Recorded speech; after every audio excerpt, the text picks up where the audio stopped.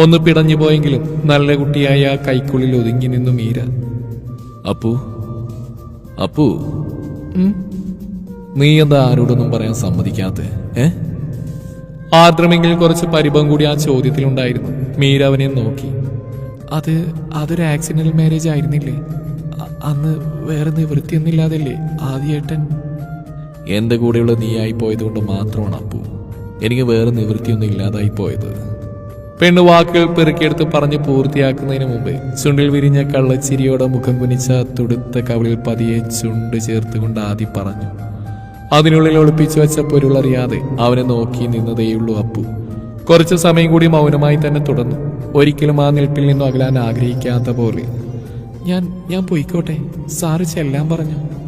ഇമച്ചിമാതയുള്ള അവന്റെ നോട്ടത്തിൽ പതിരിക്കൊണ്ട് പതിയെ ചോദിച്ചതും ആദ്യ ഒരു ദേഷ്യത്തോടെ അവൾ നോക്കി. എവിടെയും പോവില്ല നീ. പിന്നെ അവന് നീ സാറിൽ നിന്ന് വിളിക്കുകയും വേണ്ട.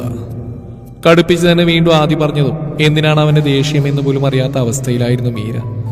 അത്രയും നിഷ്കളങ്കമായ ആ നോട്ടവും നിൽപ്പും കണ്ടതും പെണ്ണിനെ വീണ്ടും വാരി പിടിച്ച് മുഖമൊന്നാകെ ചുണ്ട് ചേർത്ത് ചുംബിച്ചവൻ. ഒരടി ചലിക്കാൻ പോലും ആവാതെ നിന്നതേയുള്ളൂ മീര. എന്റെയാ നീ, എന്റെ മാത്രം. ബാക്കി ആരും ഒന്നും നമുക്ക് വേണ്ട പോ. കാതിലായി പതിയെ മൊഴിഞ്ഞതും കുഞ്ഞൊരു കൗതുകത്തോടെ അവനെ ഒന്ന് നോക്കിയവൾ. ഒരേ സമയം ദേഷ്യവും വാശിയും സ്നേഹവും പ്രണയവും എല്ലാവരിൽ നിറയുന്നതറിയെ ആദി എന്നും ഒരു കൗതുകമായി അവളിൽ നിറഞ്ഞു. ആദ്യമായി തന്റെ അപ്പയല്ലാതെ മീര അടുക്കുന്നതും ഇത്രയും സ്വാതന്ത്ര്യത്തോടെ സംസാരിക്കുന്നതും എല്ലാം ആദിയോട് മാത്രമാവും. അപ്പയുടെ കേസിനെ പറ്റി എന്തെങ്കിലും ചോദിക്കാനാവും ചെല്ലാൻ പറഞ്ഞത്. നേർത്തതെങ്കിൽ ഇടറിക്കൊണ്ടുള്ള ആ വാക്കുകൾ അവനും വല്ലാത്തൊരു നോവ് തോന്നി. അവളെ വേദനിപ്പിക്കേണ്ടെന്ന് കരുതി മനഃപൂർവ്വം എടുത്തിടാൻ ആഗ്രഹിക്കാതിരുന്ന ടോപ്പിക്കാണത്. അപ്പയുടെ മരണം മുന്നിൽ കണ്ട അവളുടെ അവസ്ഥ എന്താവുമെന്ന് അവന് ഊഹിക്കാവുന്നതേയുള്ളൂ. ചെല്ല്. കൂടുതലൊന്നും പറഞ്ഞ അവൾ ഇനിയും സങ്കടപ്പെടുത്താനാവാതെ അവൻ പിടിയയച്ച് പറഞ്ഞുകൊണ്ട് തിരിഞ്ഞു നടന്നു. അടുത്ത നിമിഷം മീര വെപ്രാളത്തോടെ കൈത്തണ്ടയിൽ പിടിച്ച് ഒട്ടൊരത്ഭുതത്തോടെ അവളെ തിരിഞ്ഞു നോക്കിയവൻ. എന്നോട് ദേഷ്യായോ? പതിയെ, അത്രയും ദയനീയമായിട്ടാണ് ആ ചോദ്യം. ഉള്ളു വീങ്ങുന്ന പ്രണയമാണ് ആദിയിൽ നിറഞ്ഞത്. മുന്നിൽ നിൽക്കുന്ന തന്റെ കിളിക്കുഞ്ഞിനോടുള്ള അടങ്ങാത്ത പ്രണയം. എന്റെ അപ്പുവിനോട് അങ്ങനെ പിണങ്ങാൻ എനിക്കാവോ? തിരിച്ചത്രയും സ്നേഹത്തോടെയുള്ള മറുചോദ്യം അവനിൽ നിന്നും വന്നതും പെണ്ണിന്റെ ചുണ്ടുകൾ മനോഹരമായി ഒന്ന് വിടർന്നു. ചിരിക്കുമ്പോൾ തെളിയുന്ന കവിളിലെ കുഞ്ഞു ഗർത്തത്തിലായിരുന്നു ആദിയുടെ മിഴികൾ. ഒരു നിമിഷം അതിന്റെ ആഴമൊന്നളക്കാൻ വല്ലാത്ത മോഹം തോന്നിയവന്. എങ്കിലും ഉള്ളിലൊതുക്കി നിർത്തിയതേയുള്ളൂ. അത്രയൊന്നും താങ്ങാനുള്ള ശേഷി തന്റെ കിളിക്കുഞ്ഞിനിൽ നിന്ന് പൂർണ്ണ ബോധ്യമുണ്ടായിരുന്നു ആദിക്ക്. ചിരിയോടെ തലയൊന്ന് കുടഞ്ഞ് പെണ്ണിനെ നോക്കി കണ്ണി ചിമ്മി കാണിച്ചുകൊണ്ട് വാതിൽ തുറന്ന് പുറത്തേക്ക് പോയവൻ. കുറച്ചു സമയം ആദ്യ പോയ വഴിയിലേക്ക് തന്നെ നോട്ടം പായിച്ച് നിന്നവൾ. ഇനിയും അവനിൽ നിന്നകലാൻ മനസ്സും ശരീരവും ആഗ്രഹിക്കാത്തതുപോലെ. ഈ ഒരു ജന്മം മുഴുവൻ ആ കൈക്കുള്ളിൽ ഒതുങ്ങി നെഞ്ചിലെ ചൂടിൽ മുഖമമർത്താൻ കൊതി തോന്നുന്നു. അപ്പോഴും ചില മുഖങ്ങളെല്ലാം ഉള്ളിലേക്ക് ഇരച്ചു കയറിയതും മീരയുടെ മിഴികൾ വീണ്ടും നിറഞ്ഞു. തനിക്കരികിലായി നിൽക്കുന്ന അവളുടെ ശരീരത്തിന്റെ വിറയിൽ ആയുഷിനും മനസ്സിലാവുന്നുണ്ടായിരുന്നു. വെറുതെ പോലെ അവളെ നോവിക്കാനാവുന്നുണ്ടായിരുന്നില്ല അവന്. എങ്കിലും ഇനിയും ഒന്നും ചോദിക്കാതിരുന്നാൽ മുന്നോട്ട് മറ്റൊരു മാർഗവുമില്ലെന്ന് ഉറപ്പുമായിരുന്നു. റിലാക്സ് മീര, ആയുഷ് പതിയെ പറഞ്ഞതും കൈയുയർത്തി നിറഞ്ഞ മിഴികൾ തുടച്ചു മാറ്റിയവൾ. അന്ന് നൈറ്റുണ്ടായതെല്ലാം ഒന്ന് ഓർത്തു പറയാൻ പറ്റൂ മീരയ്ക്ക്? പതിയെ ഒന്ന് മൂളിക്കൊണ്ട് ആയുഷിനെ നോക്കിയവൾ.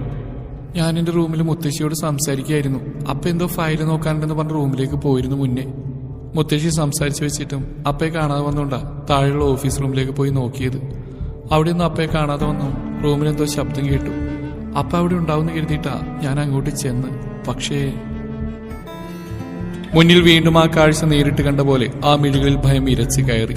കണ്ണുകൾ നിറഞ്ഞു, ചുണ്ടുകൾ കൂട്ടിപ്പിടിച്ചുകൊണ്ട് വിതുമ്പിൽ അടക്കി പിടിച്ചവൾ. ആയുഷുമാകെ വല്ലാത്തൊരവസ്ഥയിലായി. മുന്നിലിരിക്കുന്നവരുടെ അവസ്ഥ അവന് ഊഹിക്കാവുന്നതേ ഉണ്ടായിരുന്നുള്ളൂ. ഏയ്, എന്നെ പേടിക്കില്ലേ?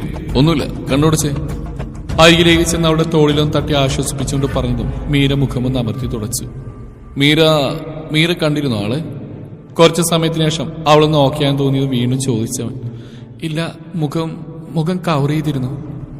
മീര പറഞ്ഞു നിർത്തുമ്പോൾ വല്ലാത്തൊരു നിരാശ ആയുഷിനെ പൊതിഞ്ഞു. ആളെ കുറിച്ച് മറ്റെന്തെങ്കിലും? ഞാൻ ഒത്തിരി പേടിച്ചു പോയി. ഉറക്കിക്കറിഞ്ഞപ്പോഴാ അയാൾ എന്നെ കണ്ട്. ഒരു നിമിഷം എന്ത് ചെയ്യണമെന്ന് അറിയാതെയായി. അയാൾ അടുത്തേക്ക് വരുന്ന കണ്ടതും ഞാൻ തിരിഞ്ഞോടി. പക്ഷേ അയാൾക്ക് എന്റെ പുറകെ വരാനായില്ല. What? Yes, he was handicapped. അയാളുടെ ഒരു കാലിന് മുടന്നുണ്ടായിരുന്നു. ഓർമ്മകളിൽ നിന്ന പോലെ മീര പറഞ്ഞു നിർത്തുമ്പോൾ ആയുഷും ഒരു തുമ്പ് കിട്ടിയതുപോലെ അവളെ നോക്കി. ഇനി മീര പോയിക്കോ. പതിയെ മൂളിക്കൊണ്ട് അനുസരണയോടെ എഴുന്നേറ്റ് ഒരിക്കൽ കൂടി അവനെ നോക്കി മുന്നോട്ട് നടന്നവൾ. അവളുടെ ഓരോ പ്രവൃത്തിയും കണ്ണിമച്ചിമാതെ നോക്കി നിന്ന് പോയവൻ. മനസ്സ് യുവരുള്ളിൽ സ്റ്റക്കായി നിൽക്കുന്ന അവസ്ഥ. നേരത്തെ ഒരു ചിരിയോടെ തലയൊന്ന് കുടഞ്ഞവൻ ഫോണിലെ റെക്കോർഡ് ഓഫ് ചെയ്ത് അവനും തന്റെ റൂമിലേക്ക് നടന്നു. വൈകുന്നേരമായതും ജോലിക്ക് പോയവരെല്ലാം തിരികെ എത്തിയിരുന്നു. ആദ്യം ഒപ്പമുള്ളതുകൊണ്ട് തന്നെ മീരയും സന്തോഷത്തിലാണ്. എത്രയൊക്കെ അവഗണിക്കാൻ മനസ്സിനെ പറഞ്ഞു പഠിപ്പിച്ചാലും ഉള്ളിന്റെ ഉള്ളിൽ അവന് വേണ്ടി തുടിക്കുന്നൊരു ഹൃദയമാണ്. എപ്പോഴും അനുസരണയില്ലാതെ അവനെ മാത്രം തിരയുന്ന മിഴികളും. എല്ലാവരും ഫ്രഷായിട്ട് വന്നതും അമ്മമാര് തന്നെ എല്ലാവർക്കുമുള്ള ചായയുമായി ലിവിംഗ് റൂമിലേക്ക് വന്നു. ഒപ്പം മീരയും ഉണ്ട്. പെണ്ണെപ്പോഴും സീതാമ്മയുടെയോ സുധാമ്മയുടെ കൂടെ ആണെങ്കിലും നോക്കുന്ന മുഴുവൻ ആദ്യം ഉണ്ടോ എന്നാവും. നേരത്തെ അരികിൽ നിന്ന് പോയതിനു ശേഷം പിന്നെ അവനെ കണ്ടിട്ടേയില്ല എന്നത് അവളിൽ കുഞ്ഞൊരു സങ്കടവും നിറച്ചു. എല്ലാവരും ഒരുമിച്ചെത്തിയിട്ടും ആദ്യം വരാത്ത കാണെ ടയറിലേക്ക് ഇടയ്ക്കിടെ അവിടെ മിഴികൾ ചെന്നു നിന്നു. പെണ്ണിന്റെ നോട്ടവും നിരാശയുമെല്ലാം കാണെ അജു പൊട്ടി വന്ന് ചിരി ഒതുക്കി പിടിച്ചതേയുള്ളൂ. കള്ളം ചെയ്യാൻ അറിയാത്ത ഒരാൾ കള്ളത്തരം കാണിക്കാൻ ശ്രമിക്കുമ്പോഴുണ്ടാവുന്ന എല്ലാ വെപ്രാളവും അവളിലുണ്ട്. എന്നാൽ അവനെ കാണുകയും വേണം. ഏറെ നേരം ഇത് തുടർന്നു താഴേക്ക് വരാത്തവനെ കാണെ പെണ്ണിന്റെ കണ്ണു നിറഞ്ഞു. ചുണ്ടു വിതുമ്പി തുടങ്ങിയതും അജു കണ്ണു മിഴിച്ച് അവളെ നോക്കി. ചെറിയൊരു കാര്യത്തിന് പോലും കണ്ണു നിറക്കുന്നവൾ. ഇന്നത്തെ കാലത്ത് ഇതുപോലെ പെൺകുട്ടികൾ ഉണ്ടാവൂ എന്ന് അജു അറിയാതെ ഓർത്തുപോയി. ചെറിയ കുട്ടികളെ പോലെ വിതുമ്പി നിൽക്കുന്നവൾ അവനുള്ളിൽ വാത്സല്യം നിറച്ചു. ബാക്കിയുള്ളവരെല്ലാം ജോലിയെക്കുറിച്ചും ബിസിനസിനെ കുറിച്ചുമുള്ള സംസാരത്തിലും മറ്റുമാണ്. അതുകൊണ്ട് തന്നെ മീരയുടെ ഈ ഭാവങ്ങളൊന്നും പെട്ടെന്ന് ശ്രദ്ധിക്കുന്നുമില്ല. ഇനിയും ആദ്യം വന്നില്ലെങ്കിൽ ആ കണ്ണ് നിറഞ്ഞ് പെയ്യുമെന്ന് തോന്നിയ നിമിഷം അജു ഫോണെടുത്ത് പെണ്ണിന്റെ ഒരു പിക്കെടുത്ത് ആദ്യ കാര്യം പറഞ്ഞ് മെസ്സേജ് ഇട്ടു. മെസ്സേജ് സീനായി 2 മിനിറ്റ് കഴിഞ്ഞിട്ടുണ്ടാവില്ല. ആദ്യം വേഗം തന്നെ സ്റ്റെയർ ഇറങ്ങി താഴേക്ക് വന്നു. സ്വതവേയുള്ള ഗൗരവത്തോടെ ഇറങ്ങി വരുന്നവൻ അജുവിന്റെ കണ്ണൊന്ന് കുറുകി. മികച്ച നടനുള്ള അവാർഡ് ഇവന് തന്നെ കൊടുക്കണം. മനസ്സിലായി ഓർത്തുകൊണ്ട് ഇരുവരെയും നോക്കിയിരുന്നവൻ താഴേക്ക് ഇറങ്ങി വരുന്ന ആദ്യയെ കണ്ടതും മറ്റെല്ലാം മറന്നുകൊണ്ട് പെണ്ണിന്റെ ചുണ്ടുകൾ ഭംഗിയായി വിടർന്നു. ഹെയ്സൽ നിറമുള്ള മിഴികൾ തിളങ്ങി. കവിളിൽ തെളിയുന്ന ആഴമുള്ള കുഞ്ഞു ഗർത്തവും. മുഖമുയർത്തിയ ആദി അത്രമേൽ പ്രണയത്തോടെ അവളെ നോക്കി പുഞ്ചിരിക്കുമ്പോൾ അജു രണ്ടുപേരെയും ഒട്ടൊരു കൗതുകത്തോടെ നോക്കി നിന്നു. പരസ്പരം എത്രമാത്രം അവർ സ്നേഹിക്കുന്നു എന്ന് ഇരുവരുടെയും മിഴികളിൽ നിന്നും വ്യക്തമാണ്. ഒരു വേള മീരയുടെ സന്തോഷം മുഴുവൻ ആദിലാണെന്ന് തോന്നിയവന് ആദ്യ അരികിലുള്ളപ്പോൾ മാത്രം അവൾ അത്രയും കംഫേർട്ട് സോണിലാണ്. അജുവിന്റെ ചുണ്ടുകളിലും നേർത്തൊരു പുഞ്ചിരി വിരിഞ്ഞു. ആദി, കോഫി എടുക്കാം. എന്തോ പറഞ്ഞു തിരിഞ്ഞ ചെറിയമ്മ ആദിയെ കണ്ടതും വേഗം തന്നെ പറഞ്ഞുകൊണ്ട് കിച്ചണിലേക്ക് നടന്നു. ആദിയെ കണ്ടതും അത്ര നേരം സംസാരിച്ചുകൊണ്ടിരുന്നവരെല്ലാം നിശബ്ദരായി. അവൻ അരികിൽ നിൽക്കുമ്പോൾ എല്ലാവർക്കും ഉണ്ടാവുന്ന മാറ്റങ്ങളൊന്നും മീര ശ്രദ്ധിക്കുന്ന പോലും ഇല്ലായിരുന്നു. പെണ്ണിന്റെ ചിന്തകളും മിഴികളുമെല്ലാം അവനിൽ മാത്രം കുടുങ്ങി നിൽക്കുമ്പോൾ ബാക്കി ആരെയും ഒന്നിനെ അവൾ കാണുന്ന പോലുമില്ല. ആദിയും ആരെയും മൈൻഡ് ചെയ്യാതെ മീരിയിരിക്കുന്ന സോഫയിൽ അവൾക്കരികിലായി തന്നെ ചെന്നിരുന്നു. പെണ്ണ് കണ്ണും മിഴിച്ചുകൊണ്ട് അവനെ നോക്കുമ്പോൾ അതൊന്നും ശ്രദ്ധിക്കുന്നില്ലെന്ന ഭാവത്തിൽ ഫോൺ എടുത്ത് കുത്തി തുടങ്ങിയവനെ അജുവും കൂർപ്പിച്ച് നോക്കി. ആദിയുടെ ആ പ്രവൃത്തിയിൽ ബാക്കി 4 പേരുടെയും മുഖമിരുണ്ടു. എന്തോ ഇരുവരും ഒന്നിച്ചിരിക്കുന്ന ഒട്ടും ഇഷ്ടപ്പെടാത്ത പോലെ. അതിനൊപ്പം തന്നെ മീരയുടെ ഭാവം അവരിൽ കൗതുകവും നിറച്ചു. തങ്ങൾ ആരെങ്കിലും ഒന്ന് അടുത്തേക്ക് ചെന്നാൽ പോലും ഭയന്ന് വിറച്ച് ഒതുങ്ങി നിൽക്കുന്നവൾ ആദ്യ അരികിൽ വന്നിരുന്നിട്ട് മിഴിച്ചു നോക്കുമ്പോൾ ആർക്കായാലും അത്ഭുതം തോന്നുമല്ലോ. ബാക്കിയുള്ളവരും ചിന്തിച്ച അത് തന്നെയായിരുന്നു. എന്നാൽ ഇതൊന്നും അറിയാതെ ആദ്യം അവന്റെ കിളിക്കുഞ്ഞും അവരുടെ മാത്രം ലോകത്തും